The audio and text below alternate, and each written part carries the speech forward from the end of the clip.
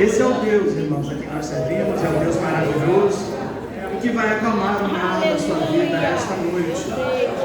É um Deus que opera maravilhas. O nosso Deus é um Deus vivo. Embora muitos cristãos modernos tenham servido como um Deus morto, Ele ainda é o Deus vivo. Ele disse para João na ilha de Patmos: eu fui morto, estive morto sim, mas eis aqui, estou vivo. Jesus está aqui esta noite, irmãos. Você não pode vê-lo, não pode tocá-lo, mas você pode senti-lo pelo seu Espírito que passeia na igreja e que habita em nós. Eu quero, antes de ler a palavra, tecer alguns comentários e agradecer ao Senhor pela sua bondade e misericórdia. Eu cheguei aqui por essas cercanias há 16 anos atrás, quando eu comecei a namorar a Isabel. A primeira vez que eu entrei por esta igreja foi no casamento do presbítero Ronaldo com a nossa irmã Miriam. E desde então foram muitas idas e vindas aqui, pois eu morava em Nova Iguaçu, né? Então vinha aqui 1, 2 vezes ao mês. Namoramos por 4 anos, noivamos e casamos. Pastor José Ribeiro foi responsável por fazer o nosso casamento, juntamente com o pastor, eu sempre esqueço o nome dele, Celso Viana, ele tem até o meu sobrenome, pastor Celso Viana, lá de Petrópolis, e foi uma bênção. E eu fui muito agraciado em poder fazer parte desta família, em poder fazer parte da história do meu sogro.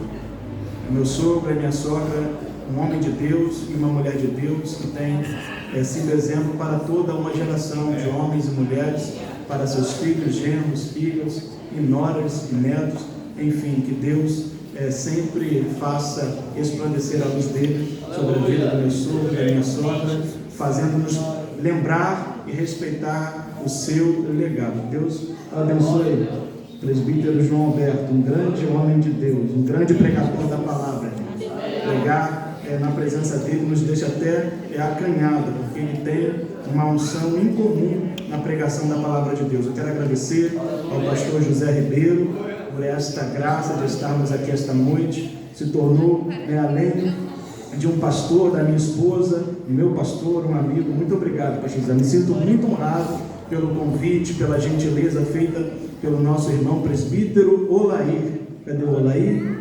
Escapou, não está por aqui, daqui a pouco ele aparece, que nos fez esse convite recentemente, quando nós estivemos aqui pregando a palavra de Deus na outra igreja, na Assembleia do Pastor Geraldo Bolivar. E aqui estamos esta noite, irmãos, para mais uma vez ministrar a palavra de Deus. Você tem nesta noite um grande privilégio, que é o privilégio de ouvir a palavra de Deus. Aleluia. Chegarão dias em que os homens procurarão ouvir a palavra de Deus e não a ouvirão.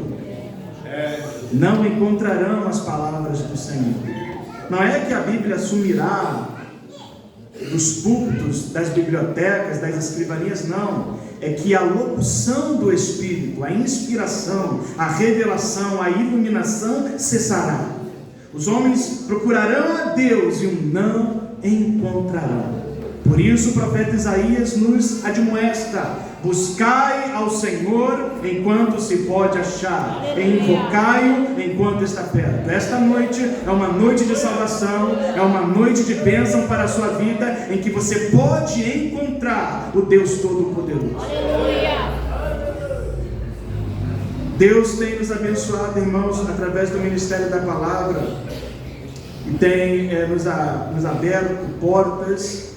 Além do Rio de Janeiro, recentemente estivemos ali no estado de São Paulo para participar de um programa de uma rádio, um debate ao vivo, e participei inesperadamente de uma outra rádio muito expressiva de São Paulo, a Rádio Musical do pastor César Cavalcante, e ali foram me abertas portas para estar ali, vez por outra ainda em São Paulo, participar desses programas. E o que eu menos esperava, o pastor gostou muito da minha pessoa, da maneira como eu lidei com a palavra de Deus, e me indicou para poder participar também de um programa de TV da RIT, do pastor R.R. Soares, o programa Vejam Só. Então eu conto muito com as suas orações e também com a sua inscrição e o seu seguimento lá no Instagram. Se você tem rede social, me ajude a ir mais longe, porque as redes sociais hoje, o Instagram e o YouTube e o Facebook, promovem o reino de Deus de maneira que mais pessoas podem ouvir a palavra de Deus. Então,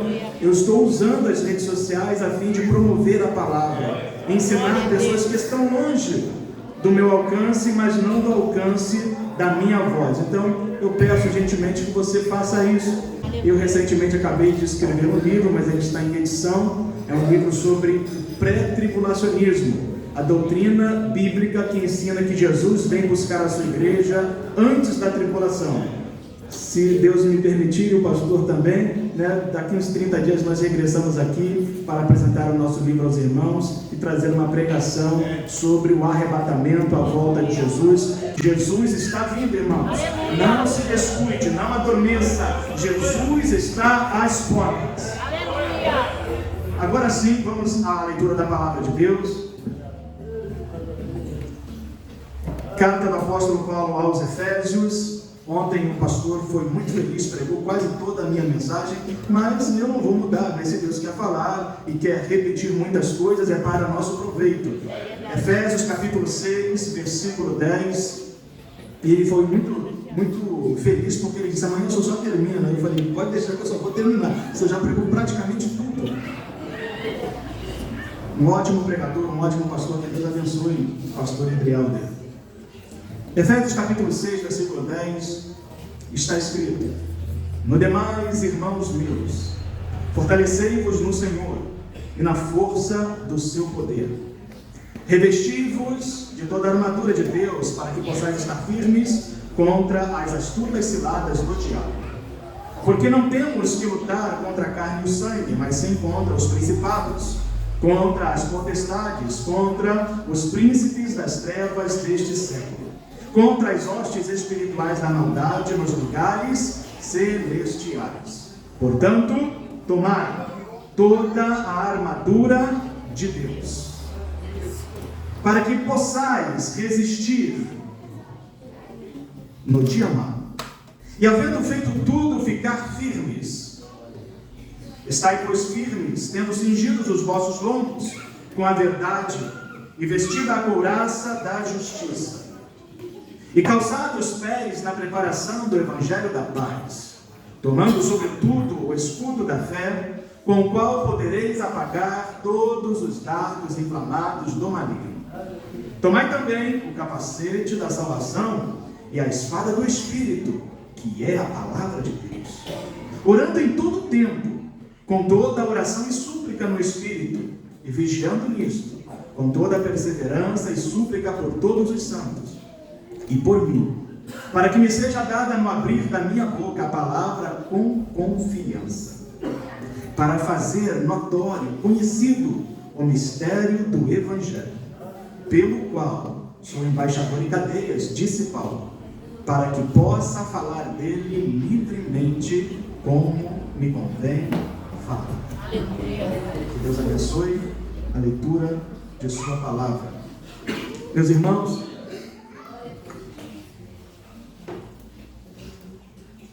esta carta aos Efésios é a primeira das cartas do apóstolo Paulo quando ele estivera preso em Roma. Paulo escreveu 4 cartas: Efésios, Filipenses, Colossenses e Filemão. Essas são as cartas no período em que o apóstolo Paulo já se encontrava velho, como ele mesmo escreve na carta ao Filemão, Paulo, o velho. Ele já estava desgastado, cansado, embora tivesse algo em torno de 60 anos de idade. Essa carta foi escrita por volta do ano 60 a 64, não há uma precisão quanto a isso. Ou seja, Paulo já tinha aproximadamente 25 anos de ministério. Não era mais um jovem inexperiente, era um homem maduro, provado e aprovado. Como ele mesmo disse, um embaixador de cadeias. Imagino que qualquer um de nós não queríamos ter esta titulação. Qualquer um de nós aqui gostaríamos de ser um doutor, uma doutora, um mestre, uma mestra, mas não um embaixador de cadeias, de prisões. Um homem habilitado nas prisões, nos sofrimentos. Esta cidade de Éfeso ficava na antiga região chamada Anatólia, que hoje compreende o país da Turquia. Então, quando você ouvir alguma reportagem na TV ou pelas redes sociais, na internet, algo relacionado à Turquia, ali estava a cidade de Éfeso. Na verdade, ainda está lá, com outro nome. E esta carta, ela foi denominada pelos eruditos cristãos, os maiores teólogos do nosso tempo, presente e passado, como os picos elevados do Evangelho, ou os Alpes do Evangelho. Por que isso, pastor? Porque na carta aos Efésios, o apóstolo Paulo nos faz entender qual é a nossa posição em Cristo. E a nossa posição em Cristo não é uma posição de rebaixamento. A nossa posição em Cristo é uma posição de exaltação. Então, o primeiro ponto que eu quero fazer você guardar no seu coração é que você, por ser um cristão nascido de novo, não é qualquer pessoa. Você não está dentro de uma posição de rebaixamento, você está dentro de uma posição de exaltação. Rebaixado éramos quando nós estávamos no mundo e servíamos ao príncipe das trevas deste século. Agora nós somos elevados e estamos assentados nas regiões celestiais, juntamente com Cristo Jesus. Você é alguém digno da confiança de Deus. Você é alguém em quem Deus deposita a sua palavra. Ele conta com você, Ele conta comigo para o desempenho da sua obra. Esta carta ela pode ser dividida em 3 pontos. O primeiro foi o que eu falei, sobre a nossa posição exaltada. O segundo ponto é que o corpo de Cristo é revelado nessa epístola. Até então, não há uma doutrina tão clara com respeito ao corpo de Cristo, ou seja, a igreja. Paulo diz nesta carta que a igreja era um mistério escondido, oculto, que não fora revelada desde todos os séculos, mas fora revelada naquele momento, por Ele. Ele foi o mediador, Ele foi o proclamador do mistério da igreja. É Ele que vai dizer em Efésios que Deus de 2 povos fez um. Dos judeus e dos gentios Ele fez um novo homem. E pelo sangue da sua cruz Ele derrubou a parede que nos separava e acabou, eliminou com toda a condenação. Com seu sangue Ele pagou a nossa dívida. Havia um escrito, havia uma nota promissória que nos condenava diante de Deus, mas ela foi quitada e paga pelo sangue de Jesus. É nesta epístola que ele fala que a igreja é a esposa do Cordeiro, é a noiva de Cristo, e que Cristo se relaciona com a igreja de uma forma íntima. De modo que ele diz que nós, maridos, devemos amar as nossas mulheres como Cristo amou a igreja. Fica esta recomendação para os homens nesta noite: ame as suas esposas, amem as suas mulheres, não ame outra mulher, não tenha olhos para outra mulher, tenha olhos somente para a sua mulher e para a sua esposa, como Cristo tem olhos somente para a sua igreja. A revelação da igreja, a revelação que fala da nossa vida e serviço. Nessa epístola, Paulo encoraja os cristãos a terem uma vida de um comportamento ilibado, irreprovável. Uma vida de serviço abundante, servindo a Deus e servindo uns aos outros. E em terceiro lugar, ele fala sobre a luta do cristão e uma vida cheia do Espírito Santo. E é aqui que nós iremos nos deter. Nós estamos, irmãos, em uma guerra. Esta é a realidade. E esta guerra, ela não é uma guerra carnal, como ele mesmo afirmou. É uma guerra espiritual. Tratando-se de uma guerra espiritual, os nossos inimigos também são espirituais. Se estamos em uma guerra, uma pessoa que está em uma batalha, em uma guerra, em uma luta, ela não pode se descuidar. Mas o que nós observamos ao longo dos anos, já se fazem 24 anos que eu caminho no Evangelho, o que nós observamos, e eu falo isso a partir de uma perspectiva pessoal, observando e refletindo sobre a minha própria vida, e também o entorno, é que muitas vezes nós nos descuidamos, esquecemos que estamos em uma guerra. E quando nós nos descuidamos de muitas maneiras. A primeira delas é a nossa vida pessoal. Se você está em uma guerra, você não pode se descuidar da sua vida. Você tem que estar preocupado com a sua vida em primeiro lugar. Quando eu dirigia uma igreja e ministrava para aquelas ovelhas que o Senhor havia me dado, algumas pessoas me perguntavam a respeito do céu, parente para o céu, e eu sempre ensinava, temos que trabalhar para que eles cheguem ao céu. Mas quem não pode faltar lá? Eu? Você? Em primeiro lugar, você tem que preocupar-se em salvar-se a si mesmo. Paulo disse a Timóteo, tem cuidado da doutrina e de ti mesmo, porque fazendo assim, salvarás tanto a ti como aos que te ouvem. Mas em primeiro lugar, eu tenho que me salvar, porque se eu não me salvar, pode chegar lá quem chegar, eu não estando lá não verei ninguém. Às vezes nós ficamos pensando em salvar tantas pessoas e descuidamos da nossa própria vida. Deixamos de orar, deixamos de ler a Bíblia, deixamos de congregar, nos abatemos por coisas pequenas, coisas ínfimas, palavras às vezes mal colocadas, às vezes palavras direcionadas para nos ferir, e aquilo nos faz parar, tropeçar, escandalizar, e já não queremos mais caminhar na igreja, como se Jesus, o autor e consumador da nossa fé e salvação, tivesse qualquer culpa disso. Mas ele disse, não te deixarei, nem te desampararei. Ele nos orientou dizendo, tome a sua cruz cada dia, negue a tudo, renuncie-se a si mesmo e siga-me. Você obterá a coroa da vida. Outro descuido nosso é o descuido familiar. Aqueles que já possuem família têm se descuidado, não têm zelado pela sua família, casamento e filhos. Eu tenho visto pessoas ao longo dos anos com muito mais dinheiro do que eu, e olha que eu tenho bem pouquinho. Eu tenho visto pessoas com muitas posses, mas que quando se encontram diante de problemas tais que o dinheiro não pode resolver, a psicologia não pode resolver, remédios não podem resolver, bater não pode resolver, trancar não pode resolver, eles se veem sem saída, e a única coisa que pode resolver tais problemas é achegar-se a Deus diante dele, e um coração humilhado e contrito, é muito quebrantado e pedir, socorre-me Senhor, ajuda-me Senhor, tudo que eu tenho não pode resolver este problema, mas o Senhor pode, porque o Senhor é poder.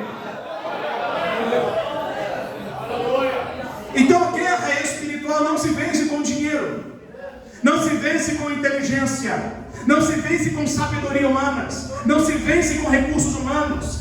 Guerras espirituais se vence no poder de Deus, se vence com a palavra de Deus, se vence com a armadura de Deus.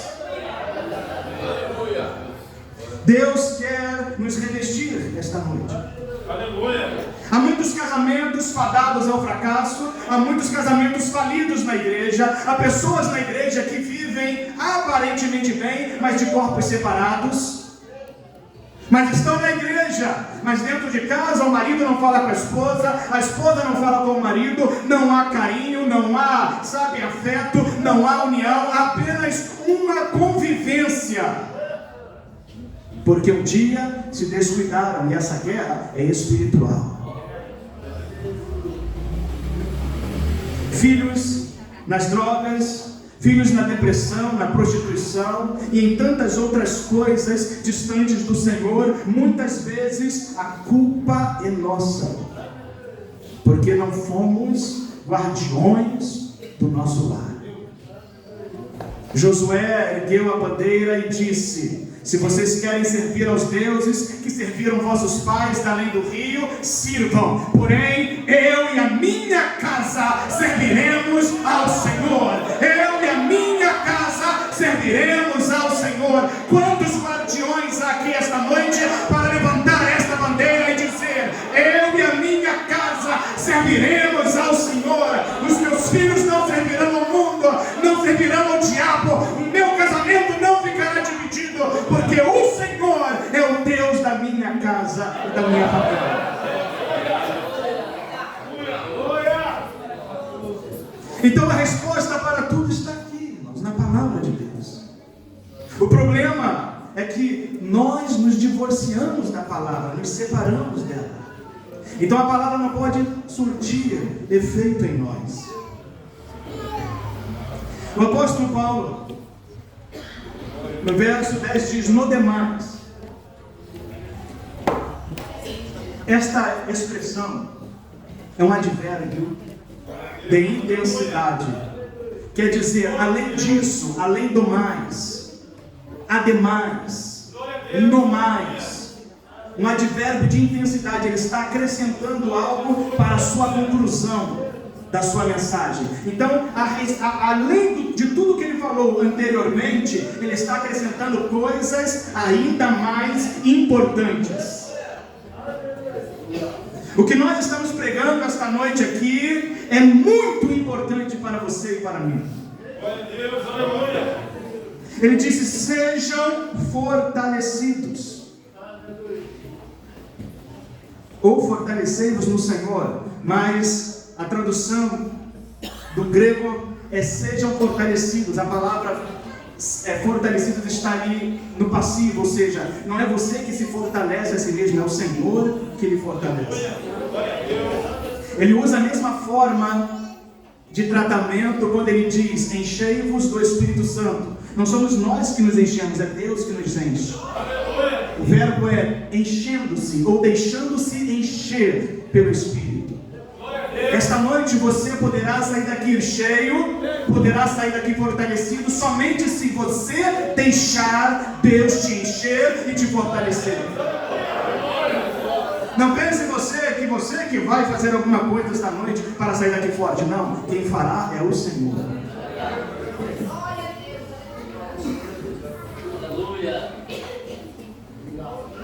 Sejam fortalecidos. Em contrapartida, nos versos seguintes ele diz: revesti-vos e tomai. Revesti-vos de toda a armadura de Deus, no verso 11. E no verso 13 ele diz: tomai toda a armadura de Deus. Aí é diferente. Enquanto para ser fortalecido é o Senhor que nos fortalece, que nos enche, nós temos que tirar o embaraço. Lembram-se daquele corinho que nós cantávamos? Desemborca o vaso, Jesus, enche de azeite, enche de azeite, enche de azeite. Desemborca o vaso, Jesus, enche de azeite, enche de azeite, enche de azeite. Quem tem que desemborcar o vaso não é o Senhor, somos nós. E eu tinha muito pouco entendimento das coisas, recém-convertido, eu pensava: o que é desemborcar o vaso? Eu não sabia. Ou seja, emborcar porque a boca estava posta para baixo. Não tem como você encher um vaso que ele está de cabeça para baixo. Tem que desemborcá-lo, tem que virá-lo, colocá-lo na posição. Meu irmão e minha irmã, você tem que estar na posição esta noite para que ele possa encher. Ele não vai colocar você na posição, é você que tem que se posicionar. Ele vai derramar. Mas, com relação à armadura, somos nós que a vestimos. A armadura está disponível, a roupa está disponível. Cabe a você querer tomá-la ou não. E nós não temos a opção de tomar apenas algumas partes da armadura. A Bíblia diz: tomai toda a armadura. Porque se você tomar apenas algumas partes da armadura, você fica desguarnecido. Você fica desprotegido nessas partes. E aonde o diabo irá lhe atacar? Onde você está fragilizado. aonde você está desguarnecido. A armadura é uma roupa especial para a nossa proteção pessoal. Imagine um bombeiro. É uma profissão perigosa, sim ou não? Imagine um bombeiro que tem que entrar em um prédio em chamas. Como ele vai? Ele vai com aquela roupa própria, característica, para adentrar naquele prédio em chamas. Ele vai preparado, ele vai protegido para adentrar naquele prédio em chamas, para salvar uma vida. Faça esta reflexão comigo esta noite. Um homem de Deus, uma mulher de Deus, preparado, protegido com a armadura de Deus, ele está a salvo contra o incêndio, mas ele também salva quem está no incêndio. Esta armadura não é somente para nos proteger, é para proteger também aqueles que estão sem a armadura. Nós somos capacitados por Deus para entrar em lugares que muitas pessoas não podem entrar e lá arrebatar as ovelhas de Deus, as almas que estão perdidas, sem isso nos causar qualquer prejuízo. Deus tem uma roupa especial para mim e para ti, que nos protege. Porque ser cristão é perigoso. Vire-se gentilmente para essa pessoa bonita que está ao seu lado e diga: ser cristão é muito perigoso. Alguém que imagina que ser cristão é algo comum, é algo normal, natural, e vivem de modo comum e natural. Nós conhecemos muitos cristãos que vivem de maneira completamente natural, mas a Bíblia diz que o homem natural não compreende as coisas de Deus, do Espírito de Deus. Há outros que vivem de maneira carnal, eles até têm alguma compreensão, mas abrem mão da espiritualidade para satisfazerem a sua pecaminosidade. Ser cristão é perigoso. Satanás não está preocupado com aqueles crentes que nada têm a oferecer. Esses cristãos que nada têm a oferecer, que estão desarmados, estão sem qualquer peça da armadura, não oferecem qualquer perigo ou preocupação ao reino das trevas. Na verdade, Satanás está a brincar com eles, como ele pediu a Jesus para cirandar Pedro como um trigo. Ele queria brincar com Pedro.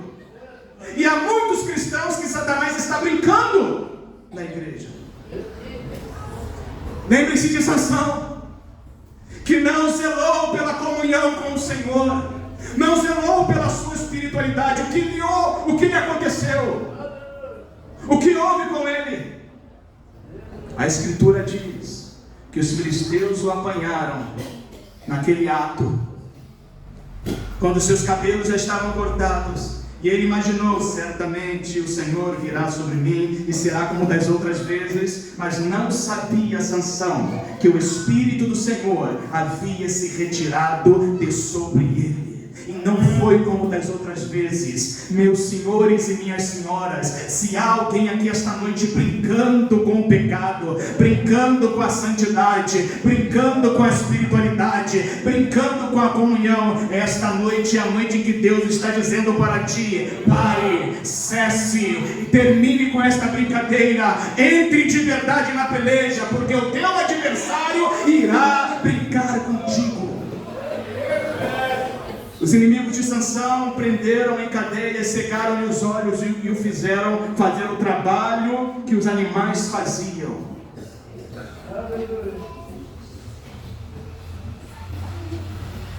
Ser cristão é perigoso.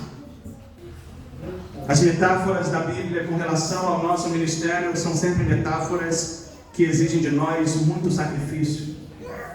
Soldado, atleta, trabalhadores, ceifeiros, obreiros. Metáforas que requerem de nós muito esforço. Foi lido aqui esta noite: não temas, tão somente ser forte e corajoso. Esforça-te e tem muito bom ânimo.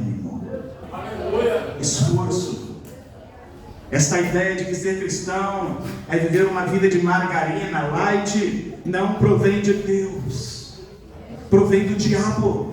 O diabo quer que você e eu sejamos light, que vivamos a vida somente olhando para as coisas terrenas. O diabo não quer que você tenha uma percepção especial do céu, uma percepção celestial, espiritual. Ele quer manter os nossos olhos sobre a terra, os nossos pés sobre a terra, mas Deus quer manter os nossos olhos no céu e os nossos pés sobre a palavra de Deus.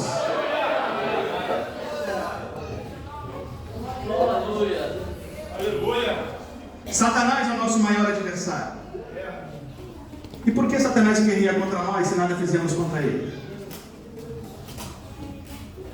Porque ele quer nos destruir.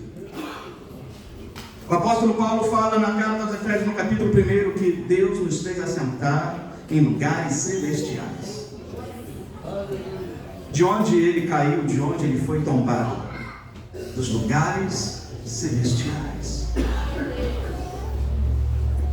Somos nós a coroa da criação de Deus, feitos à imagem e semelhança do Senhor. Mas outrora ele era o selo, o sinete da perfeição do Altíssimo. Era o aferidor da medida, o querubim ungido.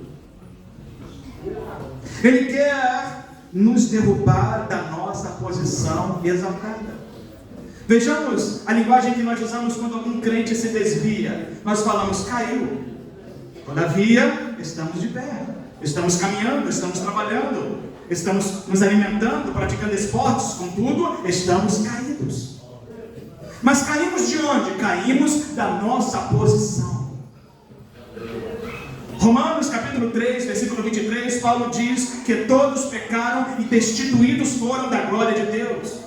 Ou destituídos estão da glória de Deus. Essa palavra destituir significa que alguém foi tirado de uma instituição, ele foi diminuído, declinado. Estava instituído, mas agora foi destituído, rebaixado. Satanás quer rebaixar-nos da nossa posição elevada em Cristo. Não interessa para Deus uma igreja sem o poder. Não interessa para Deus uma igreja sem a unção. Não interessa para Deus uma igreja sem a palavra. Veja o que ele disse para Laodiceia: eu virei a ti brevemente, se não te converteres, se não acertares o teu caminho, eu vomitar-te-ei da minha boca. Mas para Satanás interessa. Para Satanás interessa um crente morno.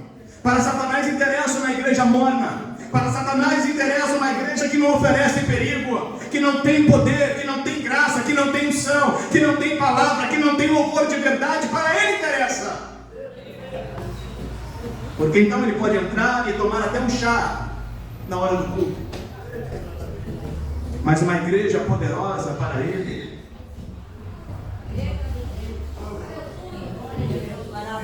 uma igreja poderosa para ele é algo que ele não pode nem passar perto.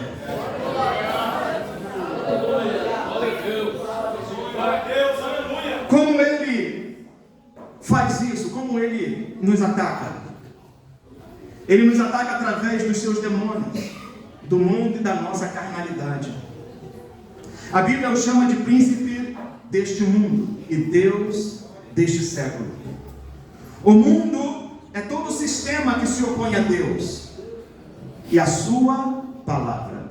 Salmo 2 diz que as nações imaginaram coisas vãs contra o Filho de Deus, o ungido de Deus. Maquinaram em seus corações como se libertar dele. Disseram nos seus corações: sacudamos as nossas cadeias, fiquemos livres dele. Vamos nos ajuntar todos e fazer guerra contra ele. A Bíblia diz que Deus ri deles e zomba deles. Deus apanha os sábios na sua própria astúcia. Glória a Deus, aleluia. Havia um rei na Síria que queria destruir Israel. Ele fazia reuniões escondidas dentro da sua câmara. E de repente ele saía e montava a estratégia para pegar os israelitas e matá-los. Mas antes que ele apanhasse os israelitas, a palavra da revelação, do conhecimento vinha a Eliseu. E Eliseu avisava ao rei e o rei se desviava daquela armadilha. Deus está aqui para nos desviar da armadilha de Satanás. Deus está aqui para me avisar, para que você não caia na armadilha do diabo. Ele procura insistentemente satisfazer a cobiça da nossa carne. Na verdade, ninguém há aqui que seja anjo. Todos nós aqui estamos em corpos feitos de carne. Cada um de nós temos as nossas fragilidades, fraquezas. Mas isto não quer dizer que porque temos as nossas fragilidades e fraquezas devemos ou devamos satisfazê-las. Não, as nossas fragilidades e fraquezas são para serem controladas, são para serem mortificadas, vencidas. Mas a nossa geração de cristãos é uma geração que tem prazeres e apetites desordenados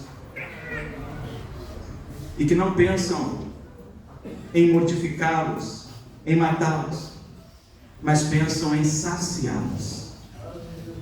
Então um homem, como esta semana, até falei hoje lá na casa da minha sogra, que se diz pastor na rede social, pediu amizade com a minha esposa na rede social, e não há nada demais nisso, mas ele ficou chamando ela na conversa lá no Messenger.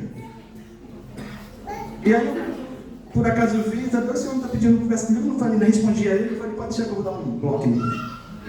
E aí eu fui dar uma investigada no perfil dele, ele botou no perfil lá, sou pastor, sou isso, aquilo, sou fraco, dou gaita. Eu falei, opa, gaita? Ué, gaita é tocar, é cantar, não sei se dá gaita, dá cantada. Um pastor que dá cantada, com foto com a esposa no perfil dele. Ou seja, ele está mostrando a sua fragilidade, mas ele não quer matar a sua carne. Ele não quer crucificá-la com Cristo, ele quer saciá-la. Há muitos homens e mulheres na igreja que querem saciar a sua carnalidade.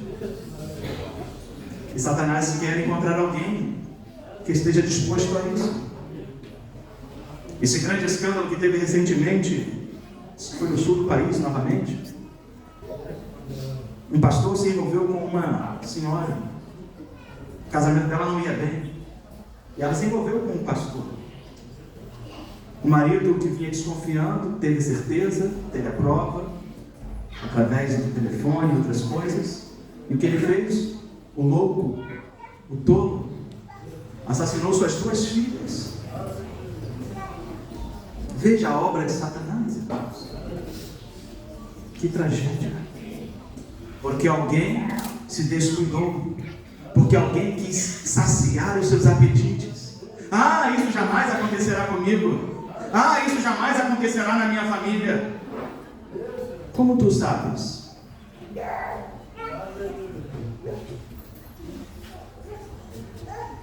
Ele quer satisfazer a nossa carne, os prazeres dos nossos olhos, principalmente nós homens que somos por natureza visuais.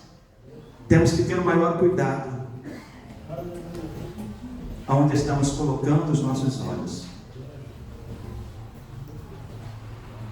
Jesus disse que se nós atentarmos para uma mulher e a desejarmos em nosso coração, já cometemos pecado. Satanás quer macular os nossos pensamentos. Ele quer satisfazer os prazeres do nosso corpo. Nós somos sensíveis ao toque. Homens maldosos, mulheres maldosas que tocam pessoas de maneira a transmitir um desejo, de maneira a transmitir aquela vontade. Temos que estar vigiando.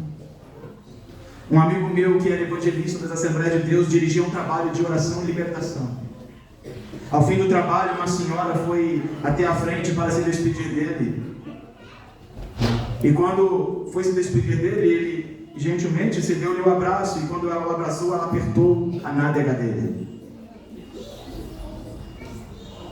Imagine, irmãos, dentro da igreja, logo após o culto, Satanás não tem limites, ele não conhece fronteiras, ele não respeita nada e ninguém, ele não respeitará você e nem a mim, ele só respeita o poder de Deus, ele só respeita o sangue do Cordeiro.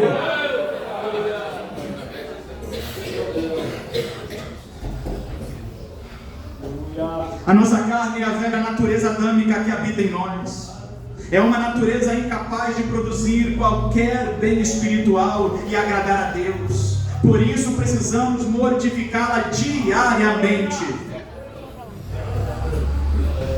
Olhem para mim, há um velho homem em mim que precisa ser sepultado todos os dias. Há um velho homem, há uma velha mulher em você que não está completamente morto até que chegue aquele grande dia em que os nossos corpos serão transformados e ressuscitados.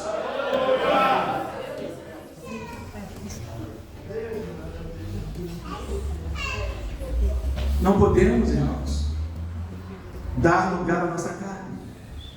A nossa carne é rebelde contra Deus e a sua palavra.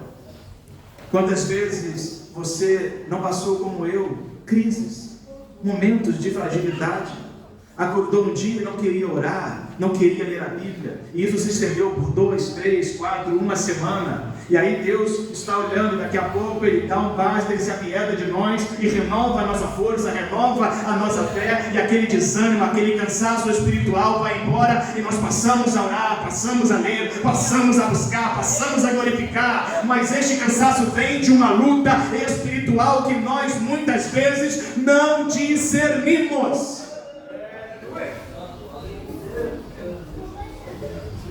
Satanás é mais forte, é mais numeroso em seus demônios e mais esperto que nós. Há um livro secular, escrito por um autor, que diz assim: mais esperto que o diabo. Esse tema é uma profanação e é um livro de negócios que ensina como a ganhar dinheiro. Ele é um pouco, porque Satanás é mais esperto que ele, porque Satanás quis induzir Jesus a isto. Pois ele disse: se tu se prostrares diante de mim e me adorares como Deus, tudo isto que eu te mostrei será teu. E o que ele mostrou a Jesus? O mundo, o reino do mundo, a glória do mundo. Nós não precisamos do mundo, nós não precisamos dos reinos do mundo, da glória do mundo. Nós precisamos da glória de Deus, nós precisamos da palavra de Deus, nós precisamos do poder de Deus. Jesus rejeitou aquela oferta e disse: arreda-te, Satanás, passa, Satanás, para trás de mim, Satanás, o Senhor te repreenda, Satanás. Está escrito: ao Senhor teu Deus adorarás, e somente a Ele darás culto, somente a Ele adorarás.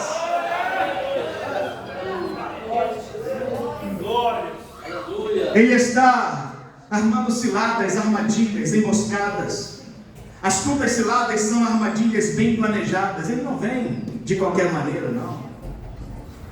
É como diziam os antigos pregadores: ele vem naquele prato, naquela oferenda, naquele manjar. Imagine Daniel dentro de Babilônia, tinha 14 anos de idade. Junto dele havia mais um monte de meninos judeus que haviam sido transportados com ele, além de Ananias, Misael e Azarias. E de repente todos estão com fome. A viagem foi muito dura, muito longa. Mais de 1.000 ou 2.000 quilômetros de Jerusalém a Babilônia. Foi transportado como escravo. E de repente começa a vir as iguarias, os manjares, as melhores comidas, e os meninos comem esganadamente. E Daniel, olhando para aquilo, o seu coração dói, pois ele sabe que não pode pôr em seus lábios comidas impuras, sacrificadas aos ídolos. E ele então se despia daquelas comidas. Junto dele estão seus 3 amigos que também fazem o mesmo voto, pois a Bíblia diz que Daniel determinou no seu coração não se contaminar. Aqui que começa, é aqui que você tem que proteger para não se contaminar com as coisas deste mundo. O chefe dos eunucos, Aspenaz, disse: menino, você não comeu, você vai emagrecer, vai adoecer, e quem vai morrer sou eu. Faz uma prova conosco de apenas 10 dias. Em 10 dias, comendo somente legumes e bebendo água, eles eram mais fortes, mais vigorosos, mais inteligentes, mais sábios, mais ungidos. A vida do cristão é essa: quanto mais você renuncia às coisas do mundo, mais você tem de Deus inteligência, mais você tem de Deus sabedoria, mais você tem de Deus poder, mais você tem de Deus graça, mais você tem de Deus saúde, mais você tem de Deus força. Crentes fracos são crentes que se dão as coisas do mundo.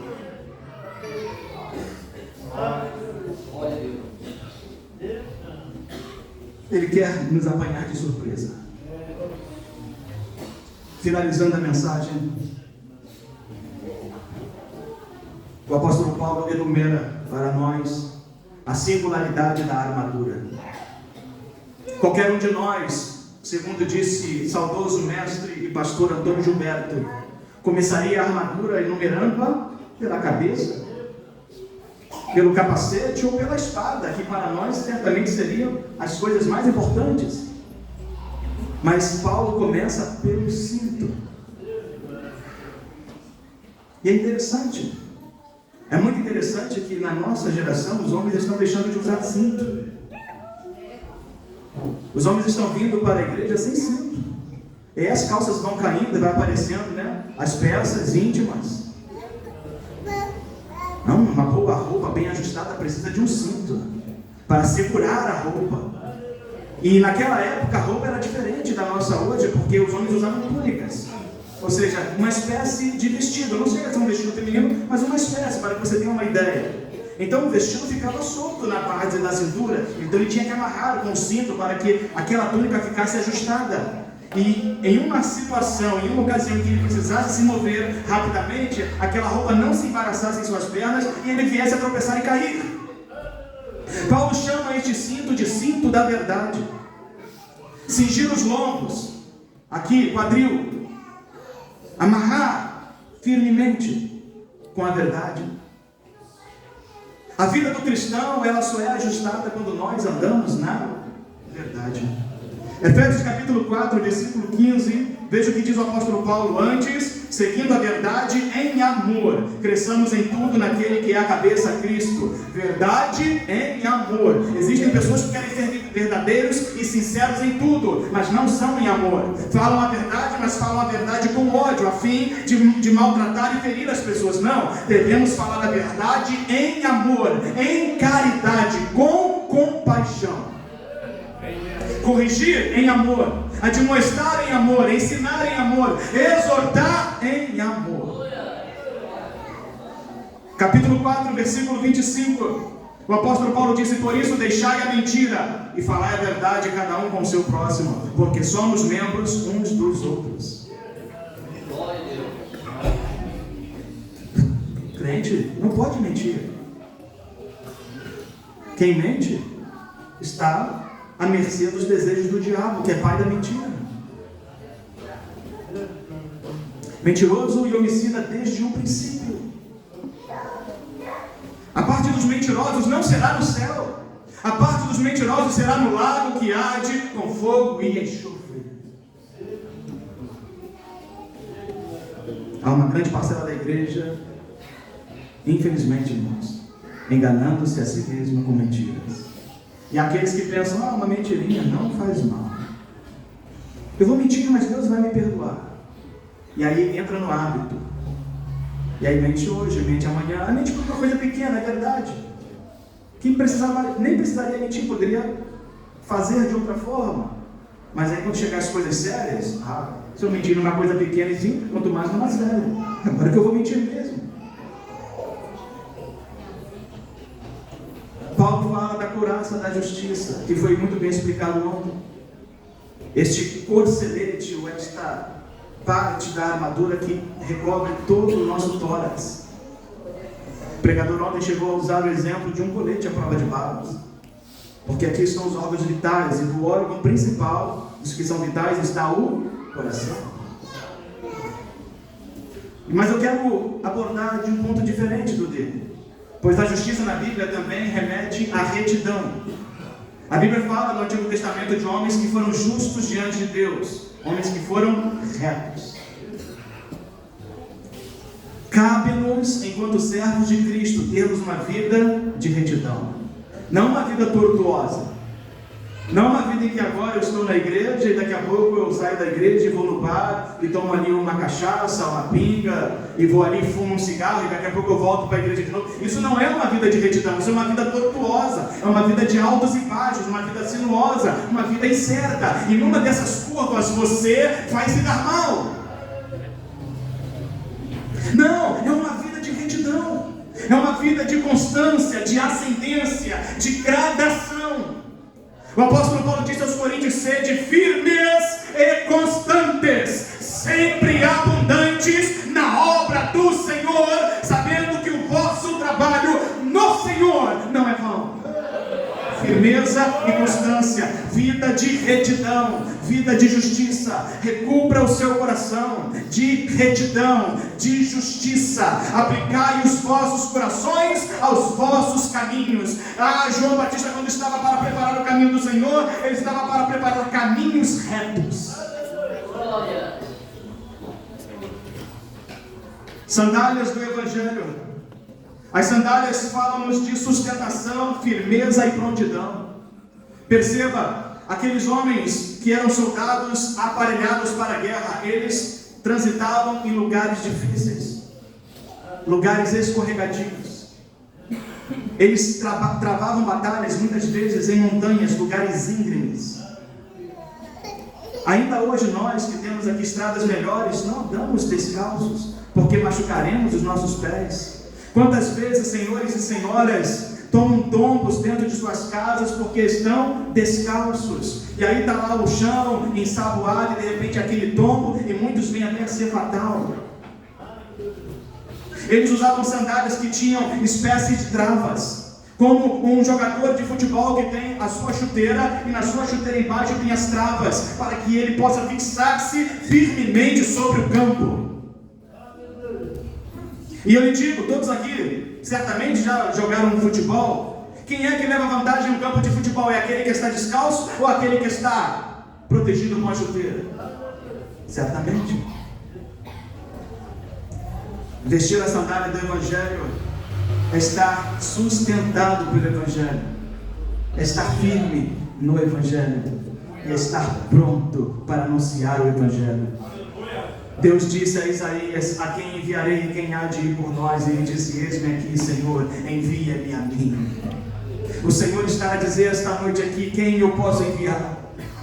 A quem eu posso enviar aqui em Lindsay esta noite, para os lugares mais remotos deste Brasil, para os lugares mais remotos deste mundo? A quem eu posso enviar a levar a minha palavra? Há alguém aqui que está disposto a calçar esta sandália, a renunciar aos seus sonhos, o sucesso profissional, financeiro, para realizar o projeto missionário de Deus? Aleluia! Quando nós estamos calçados, aonde nós vamos, nós levamos o nosso calçado. Quando nós estamos calçados pelo Evangelho, aonde nós vamos, o Evangelho chega conosco. Mas há muitos homens e mulheres descalçados do Evangelho. Eles chegam em algum lugar, mas o Evangelho eles deixaram em casa. Glória a Jesus! O escudo da fé. A fé é o único meio pelo qual nós podemos agradar a Deus. Hebreus 11:6 diz que sem fé é impossível agradar-lhe. A fé é a maneira pela qual nós nos protegemos dos dardos inflamados do adversário.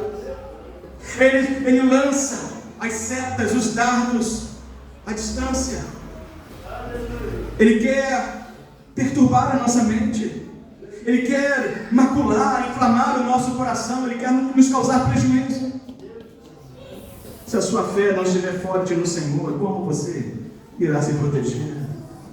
A Bíblia diz que a fé vem pelo ouvir e ouvir pela palavra. Veja quanta palavra você está ouvindo esta noite para que a sua fé seja fortalecida. Em 1 Pedro 5:8 ele diz: resisti ao diabo firme na fé. Em 1 João 5:4 diz: a fé que vence o mundo é a nossa fé, é a fé em Jesus. Em Judas 1:3 diz que nós devemos batalhar pela fé.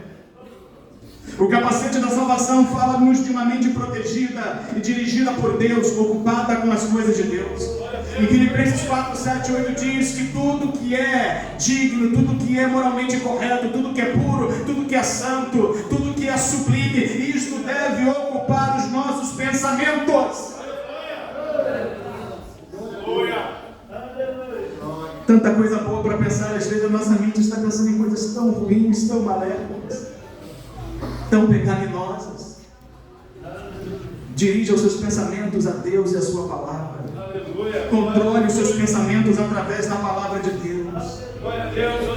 O capacete ainda nos fala da certeza da nossa salvação, e o apóstolo Paulo disse aos romanos: estou certo de que nem a morte, nem a vida, nem anjos e nem principados, nem altura e nem profundidade, nem qualquer outra criatura poderá nos separar do amor de Deus que está em Cristo Jesus. Estou certo, estou convicto, a minha mente está protegida, estou salvo, estou na presença. Tenha esta certeza esta noite. Como nós teremos crentes dentro da igreja que sabem: eu não sei se eu estou salvo, então precisa ter um culto com o Senhor.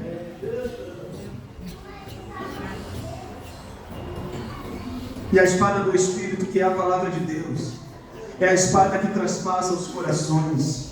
Em Hebreus 4:12, o autor disse que ela é viva e eficaz e é mais aguda do que qualquer espada de dois fios, que penetra até a divisão da alma e do espírito, juntas e medulas, e é capaz, é apta, é aprovada para discernir, para revelar as intenções e pensamentos do coração humano. E diante dele todos nós estamos patentes e nus, para a qual nós um dia haveremos de prestar contas.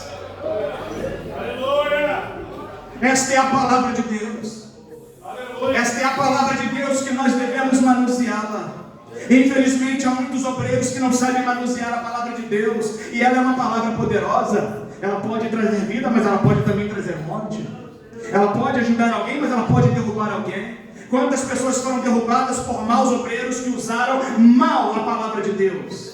Use a palavra de Deus de maneira a abençoar as vidas, de maneira a recuperar as vidas, de maneira a salvar as vidas. Paulo diz a Timóteo: procura apresentar-te a Deus como um obreiro que não tem do que se envergonhar e que maneja bem a palavra da verdade. Maneje bem a palavra da verdade. Maneje bem essa espada que Deus te dá esta noite. Por fim, Paulo une a oração a todas as peças da armadura.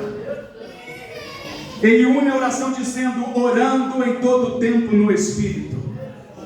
A oração, dentre todas as peças da armadura, é a arma secreta do cristão. A oração é a arma que faz com que nós estejamos intimamente ligados com Deus. Fique de pé nesta noite em nome do Senhor Jesus.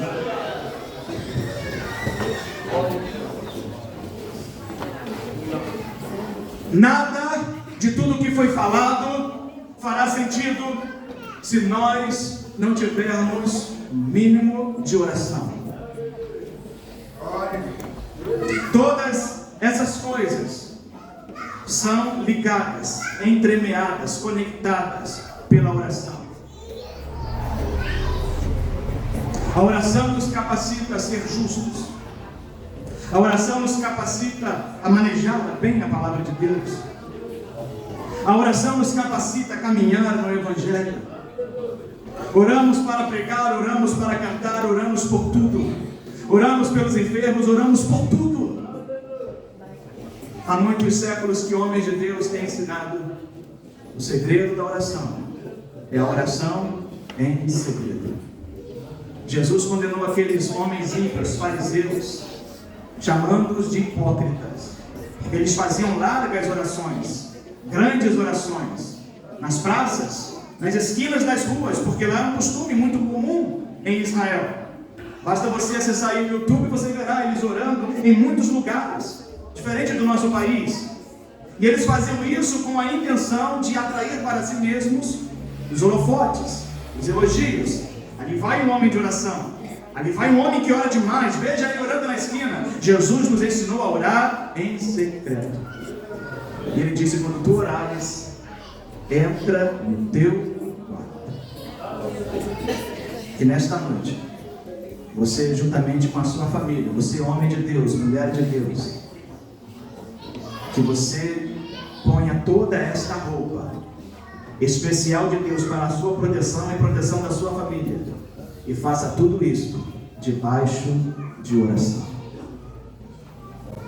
Nós queremos, irmãos, nesses poucos minutos que nos restam, convidar aqueles que aqui estão esta noite a tomarem uma decisão por Cristo, a sair desse estado de comodismo, de inércia, de frieza espiritual. Não te detenhas no seu lugar. Levante sua mão. Levante sua mão. Não te detenha. Levante sua mão. Há uma mão levantada ali. Quem mais, irmãos, quer renovar a sua aliança, o seu pacto com o Senhor? Quem mais? Levante sua mão. Levante sua mão para que eu veja. Tome uma decisão por Cristo esta noite. Você está em uma guerra, mas o Senhor está aqui para te fortalecer e para te vestir. Você que levantou a sua mão, vem aqui à frente, por favor. Nós iremos orar por você. Vem aqui à frente. Todos que levantaram suas mãos, venham aqui à frente. Não se envergonhe. Não se envergonhe. Jesus não se envergonha de te chamar filho, irmão e irmã. Não se envergonhe. Este é o maior privilégio, a sua maior oportunidade nesta noite. A maior vergonha será o dia em que nós, por alguma forma, ficarmos perdidos e do lado de fora da cidade santa. Esta será a maior vergonha. O profeta Daniel chama isso de vergonha e desprezo eterno. Mas nós não iremos ficar de fora, irmãos. Nós entraremos pela cidade, pelas portas. Nós entraremos naquela santa cidade pelas portas. Há mais pessoas aqui esta noite, venha.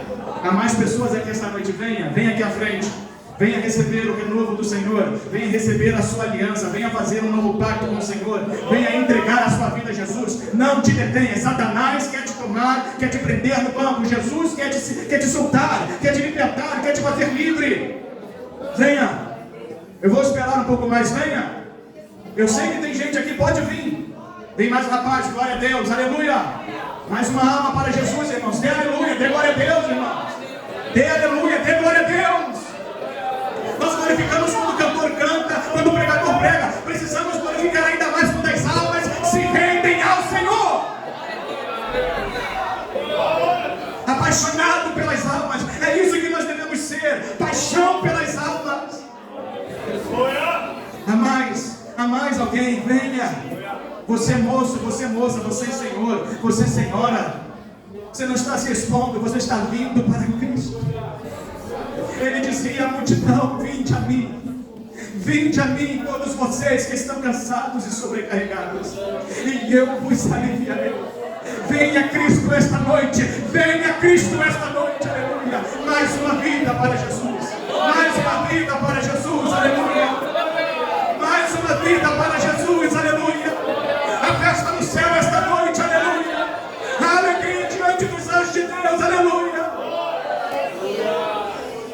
Se enquanto nós estivermos orando, o seu coração ainda for convencido, compungido, saia do seu lugar no meio da oração e venha. Não te detenhas. Não te detenhas. Pode ser ainda esta noite que a trombeta soará. Deus nos abençoe. Vamos orar, irmãos. Vamos orar. Feche os seus olhos e vamos orar em nome de Jesus.